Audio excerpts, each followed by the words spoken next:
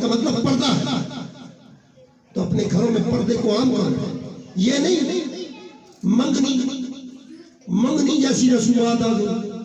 ہر وہ عمل جس سے میرے مصطفیٰ نے منع کیا تھا، آپ نے ان رسومات کو شادی بیاہ کی تقریبات میں ہم نے شیطان کو ضرور راضی کیا.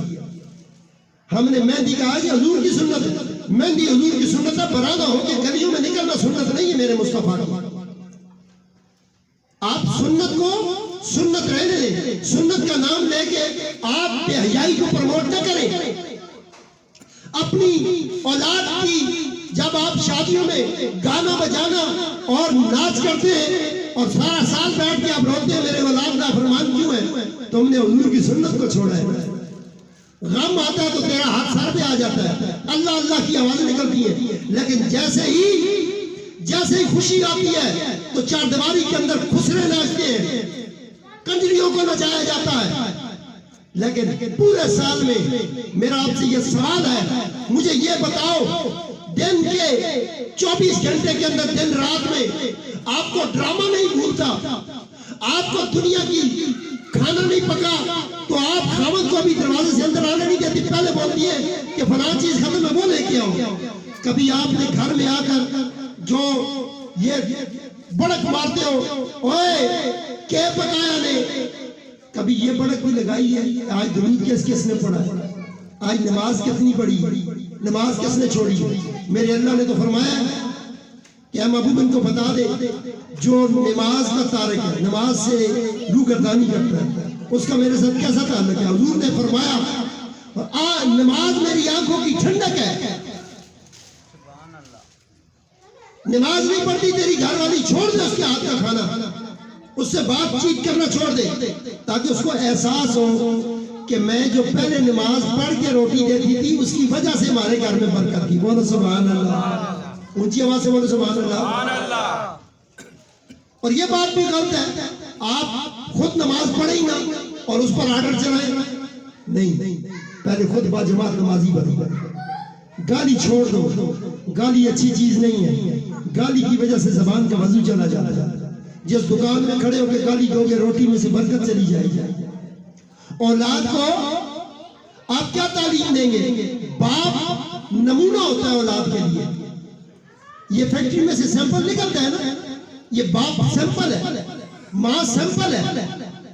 بیٹی وہی کچھ کرے گی جو ماں کر رہی ہے. جب بھی رشتے دیکھنے جائے تو یہ باریک بینی سے نوٹ کرے کہ ماں کا رویہ ساری زندگی خاندان میں کیسا رہا ہے. ماں اگر جھگڑتی رہی ہے، لڑتی رہی ہے تو اس کی بیٹی بھی بے پرواہ ہو. باپ اگر گالی دیتا ہے، نشہ کرتا ہے، پھر اولاد کو کیوں منع کرتا ہے؟ خود جو منہ پکڑا ہوا ہے. تو بہترین طریقہ کار یہ بھی غلط ہے. میں کہتا ہوں کہتے ہیں یہ باپ نے کیا تو اولاد بھی کرے گی. وہ کوئی جو بیٹا تھا نا، وہ باپ کو پھینکنے گیا تو وہ باپ اس کا رویا پھر ہنسا. اس نے کہا بھی ابا جی آپ روئے بھی ہیں ہنسے بھی ہیں. اس نے کہا پترا رویا اس بات پہ ہوں کہ کب تیرا بیٹا بھی تجھے ادھر سے پھینکے گا. میں نے اپنے باپ کو یہاں سے پھینکا تھا، ٹھیک ہے، تو میں رویا اس لیے کہ تو بھی اپنے بیٹے کو یہاں سے پھینکے گا. ہنسا اس لیے کہ میری جو کی ہوئی تھی وہ وہیں پہ آگے ختم ہو گئی. بیٹے نے باپ کو سینے کے ساتھ لگایا، پھر گھر لایا، کہا مجھ سے اگر آپ سے غلطی ہوئی ہے تو مجھ سے نہ ہو. توبہ کا بہترین طریقہ یہ ہے ماں باپ کی غلطیاں نہ تلاش کرو. میں یہ کہتا ہوں میرے ماں باپ دنیا سے چل بسے، ولی کامل پیر طریقت رہبر شریعت پیر سید عزیز محمد شاہ کاظمی المشہدی شہید بابا جی سرکار. مجھے یہ اعزاز حاصل تھا کہ میں گھر سے نکلتا تھا اپنے باپ کا پاؤں چوم کے، ماں کا پاؤں چوم کے جاتا تھا. بولو سبحان اللہ. واپس آ کے اپنی ماں کی گود خود بناتا تھا. میں نے کسی دھڑے میں بیٹھ کر کیا، میں نے کسی کو نہیں کہا کہ آپ میرے مرید بن جائیں. میں بے بانگے دور یہاں بھی آیا ہوں. میں آپ کے منہ پہ کہتا ہوں مجھے نہ شیریوں کی ضرورت ہے نہ مجھے گیارہویں کی ضرورت ہے. میں یہاں آیا ہوں مصطفیٰ کی صورت اور مصطفیٰ کی سیرت سمجھانے کے لیے. میں یہ چاہتا ہوں کہ آپ کا گھر مصطفیٰ والا گھر ہو. اگر میں آپ کا پیر بن جاتا ہوں میرے میں ہزاروں عیب ہیں مگر آپ سے چھپے ہوئے ہیں. میں نے کہا نا فَاذْكُرُونِي أَذْكُرْكُمْ، قرآن میں آئے نا آیت ہے. اللہ سے ہم لوگ بعض جگہ محفلوں میں ذکر ہوتا ہے، وہ کہتے ہیں جی اللہ قرآن میں کہہ رہا ہے تم میرا ذکر کرو میں تمہارا ذکر کروں گا. بھائی صاحب آپ کے رشتہ داروں میں کسی کو آپ کا عیب بتاؤ نا عیب، تو آپ اس کو لیدہ کر کے کہتے ہیں یار رہن دینا یار نہیں یار بس ٹھیک ختم ختم. تو سوچ تیرے کتنے عیب تیرے پروردگار کے پاس ہیں، تیرے کتنے عیب تیرے اللہ کے پاس ہیں. لیکن ایک گناہ میرا ماں پیو دیکھے کہ دیوے دیس نکالا، لکھ گناہ میرا اللہ دیکھے اتے پردے پاؤن والا.